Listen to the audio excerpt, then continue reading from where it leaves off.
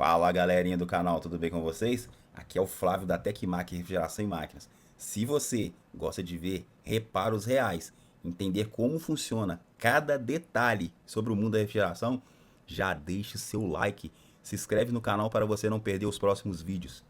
E olha só, se você quer entrar de uma vez por todas no ramo e começar a trabalhar com refrigeração residencial, no link aqui da descrição tem o curso de refrigeração domiciliar que a gente recomenda e confia. É um passo seguro para que você que quer aprender do zero e começar a faturar com serviços de verdade precisa. Agora bora pro vídeo. Peço que fique até o final do vídeo, que no final faremos observações importantes sobre esse problema. Fala galerinha do canal, tudo bom com vocês? Hoje a gente tá aqui com esse freezer, é um freezer Electrolux. Então ele já foi feito uma carga de gás, para trocar o capilar, né? Aí qual que é a reclamação do cliente? Ele funciona em torno de 15 a 20 dias e para, descongela tudo. Eu já vim aqui algumas vezes, eu identifiquei, a resistência estava queimada, o ventilador também estava fraco, trocamos eles. Agora a gente está avaliando por que está acontecendo isso. Então cheguei aqui agora, conferi a pressão, tá ok, tá em torno de 3 PSI, tá gelando, o condensador aqui tá esquentando, o ventilador tá soprando. Porém, a cliente falou que para com 15 a 20 dias. Então o que a gente vai fazer agora? A gente tá deixando ele um pouco ligado, a gente vai conferir se o timer tá rodando e se ele tá soltando a tensão para fazer o degelo. E também vamos medir a corrente do compressor, porque vai que o compressor está esquentando e também parando, né? Então vamos lá, um segredo aí. Aí a gente deixou aqui agora, vamos deixar ligado aqui uns 15 minutos, uns 15 a 20 minutos, para fazer o teste de degelo. Por que 15 a 20 minutos? Porque o bimetálico, ele arma lá em cima com gelo. Se eu liberar aqui agora, estando quente lá em cima, ele não vai ligar a resistência, porque o bimetálico vai estar aberto. Então a gente tem que congelar o bimetálico lá em cima para ele dar passagem e eu medir a corrente da resistência aqui, ó. Então, galera, nesse momento, a gente já armou a resistência ali através do timer. Já está gelado lá em cima, mas mesmo assim não tem consumo. Ou seja, a resistência não está ligada, indicando que algum processo está falho. Então, galera, qual que foi o procedimento aqui? Colocamos ali, esperamos congelar aqui dentro. Aí a gente fez o teste ali, colocou no degelo, saiu a energia do timer, a gente mediu ali com o multímetro ali.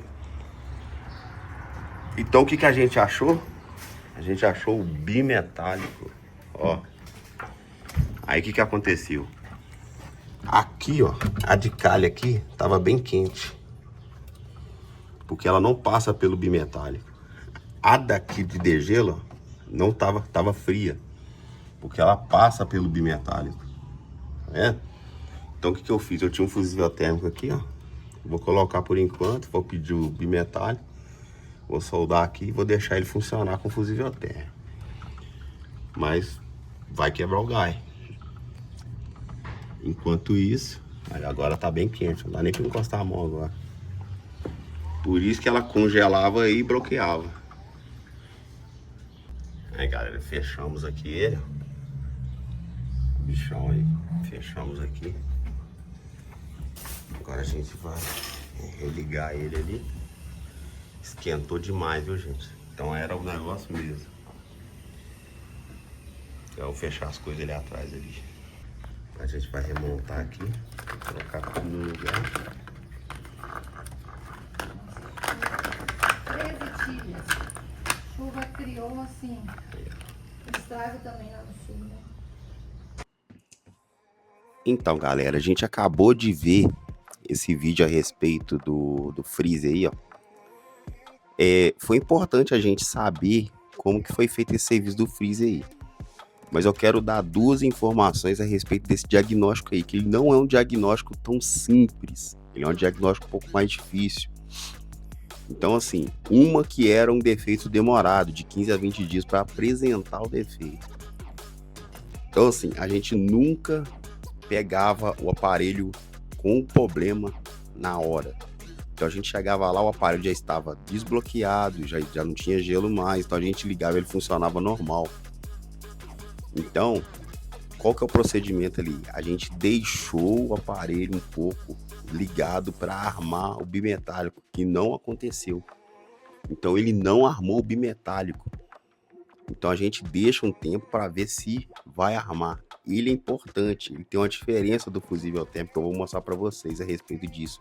Qual que é a diferença do bimetálico e do fusível térmico? Tem diferença também. Tem aparelho que você vai pegar o bimetálico e vai testar, ele não vai dar continuidade. Por quê? Porque ainda ele não está gelado o suficiente para passar a carga. Ele passa depois que já está gelado, entendeu? Os dois têm a mesma função de proteger a resistência.